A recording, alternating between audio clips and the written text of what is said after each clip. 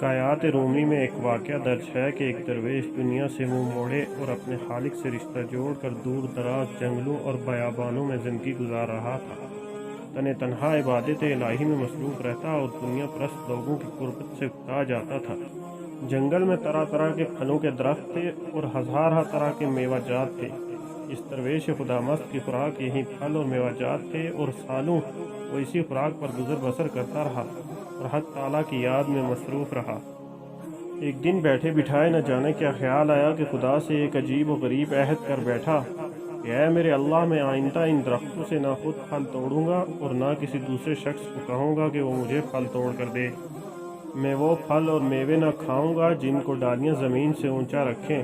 میں صرف وہ پھل کھاؤں گا جو ہوا کے جھونکوں سے زمین پر آ گریں گے۔ غرض اس طرح کا عہد اس مرد درویش نے اپنے رب سے کر لیا اور مدتوں اس پر قائم رہا۔ ایک دفعہ قدرت خدا کی 5 دن تک کوئی پھل زمین پر نہ گرا۔ بھوک کی آگ نے درویش کو نڈھال اور مضطرب کر دیا۔ کسی پل چین نہیں آ رہا تھا۔ اسی عالم میں ایک دن جنگل میں سے گزرتے ہوئے امرود کا ایک درخت نظر آیا جس کی ڈالیاں زرد زرد اور بڑے بڑے امرودوں سے بھری ہوئی تھیں۔ درویش وہاں کھڑا حسرت بھری نظروں سے انہیں دیکھنے لگا۔ درویش نے بڑا صبر کیا اور خود کو قابو میں رکھا۔ یکا یک زور کی ہوا چلی اور درویش کو کچھ آسرا ہوا، مگر کچھ دیر گزرنے کے بعد بھی کوئی پھل نہ گرا۔ صبر حد سے گزر گیا۔ درویش کا نفس بے قابو ہو گیا۔ معدے کے اندر سے پھونک اٹھی اور خدا سے جو عہد استوار کیا تھا وہ توڑ بیٹھا۔ فوراً ہاتھ بڑھا کر امرود توڑا اور پیٹ کی آگ بجھا لی۔ عہد ٹوٹ گیا۔ غیرت خداوندی حرکت میں آئی۔ اس علاقے میں چوروں اور قزاقوں کا ایک گروہ آ گیا۔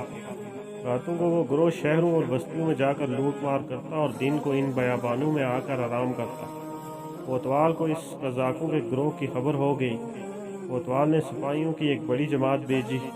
انہوں نے اس پہاڑی اور جنگل کا گھیراؤ کر لیا۔ اس درویش کا مسکن بھی قریب ہی تھا۔ سپاہیوں نے تمام چوروں اور قزاقوں کو پکڑ لیا۔ اس درویش باوا کو بھی چوروں کا ساتھی سمجھ کر پکڑ لیا گیا۔ کوتوال نے حکم دیا کہ ان سب کو جیل میں ڈال دیا جائے۔ چند دنوں بعد عدالت میں مقدمہ پیش ہوا۔ بعد میں حکم ہوا کہ ہر ایک کا بایاں پاؤں اور دایاں ہاتھ کاٹ دیا جائے۔ جلاد نے کوتوال کا حکم ملتے ہی تلوار چلانی شروع کر دی۔ وہ ساری جگہ چیخو پکار سے گونج اٹھی۔ درویش کا بھی دایاں ہاتھ کٹ گیا۔ جلاد ان کا بایاں پاؤں کاٹنے کے لیے تیار ہو رہا تھا کہ یکا یک ایک گھوڑ سوار تیزی سے وہاں نمودار ہوا اور جلاد سے للکارا، ارے مردود، ذرا دھیان کر، یہ شخص بہت بڑا شیخ اور ابدال وقت ہے، تو کیا ظلم ڈھا رہا ہے؟ اب خدا کے عذاب کا انتظار کر۔ گھڑ سوار کی یہ بات سنتے ہی جلاد کے ہاتھ سے تلوار گر گئی۔ عالم وحشت میں بھاگا سیدھا کوتوال کے پاس گیا اور اسے اس حادثے سے آگاہ کیا۔ کوتوال کے ہوش اڑ گئے۔ لرزاں و ترساں برہنہ سر اور برہنہ پاؤں درویش کی خدمت میں ہاتھ باندھے حاضر ہوا اور عرض کرنے لگا، اے خدا کے مقبول بندے، مجھے خبر نہ تھی آپ کون ہیں۔ میں نے آپ پر سخت زیادتی کی، لا علمی میں خطا سرزد ہو گئی ہے، خدا کے لیے آپ ہمیں بخش دیں۔ درویش نے کہا، اس میں تمہارا کوئی قصور نہیں۔ جس گناہ کی پاداش میں میرا ہاتھ کاٹا گیا ہے اس کو میں جانتا ہوں۔ مجھے ان حالات کی کیا خبر ہے، لہٰذا تم بے فکر رہو۔ لوگوں میں اب اس درویش کا نام ہتھکڑا شیخ مشہور ہو گیا۔ ایک دفعہ ایک شخص بے وقت اور بنا اجازت لیے جھونپڑی میں گھس آیا۔ آگے کیا دیکھتا ہے کہ مرد قلندر اپنے دونوں ہاتھوں سے حرکہ درویشی میں پیوند لگا رہا ہے۔ اس آدمی نے حیرت سے دانتوں میں انگلی دے کر کہا، حضرت، میں یہ کیا دیکھ رہا ہوں؟ آپ کے تو دونوں ہاتھ سے سلامت ہیں۔ لوگ خواہ مخواہ کہتے ہیں کہ آپ کا دایاں ہاتھ کٹا ہوا ہے۔ درویش نے کہا، ارے او میری جان کے دشمن، تو جھونپڑی میں بغیر اجازت کے کیوں گھس آیا؟ اس نے ندامت سے عرض کیا، حضرت، مجھے آپ کی زیارت کا بے حد اشتیاق تھا۔ اس شوق ملاقات سے مغلوب ہو کر یہ غلطی کر بیٹھا۔ درویش نے اس کی محبت اور خلوص کو دیکھ کر کہا، اب تو آ گیا ہے تو ادھر بیٹھ جا، لیکن خبردار، جو کچھ تو نے دیکھا اس کا ذکر میری زندگی میں ظاہر نہ کرنا۔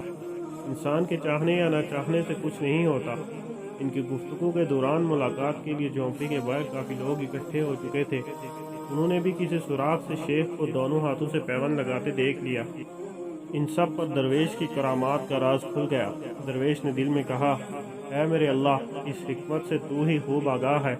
میں اس حقیقت کو جتنا چھپانا چاہتا تھا تو نے اسے اتنا ہی ظاہر کر دیا۔ اسی وقت درویش کو القاء ہوا جب تیرا ہاتھ چوروں کے ساتھ کاٹا گیا تھا تو لوگوں کے دلوں میں تیرے بارے میں غلط فہمی پیدا ہو گئی تھی۔ وہ خیال کرنے لگے کہ تو مکر و فریب کا جال سجائے بیٹھا ہے۔ یہ بات ہمیں پسند نہیں کہ یہ لوگ بد نصیبی اور گمراہی میں گرفتار ہوں اور اللہ والوں کے بارے میں بدگمانی رکھیں، اس لیے ہم نے تیری یہ کرامت سب پر ظاہر کر دی۔ یہ چراغ ان لوگوں کی خیر خواہی کے لیے روشن کیا گیا ہے۔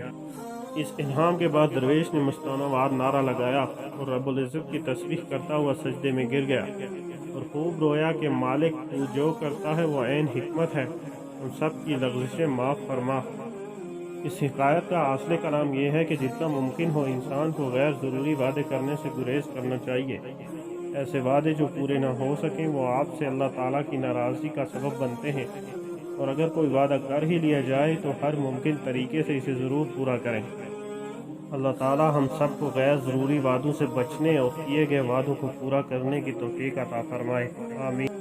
ویڈیو اچھی لگی ہو تو پلیز لائک، سبسکرائب اور شیئر ضرور کیجیے گا اور بیل آئیکن کو ضرور دبا دیں۔ اللہ حافظ۔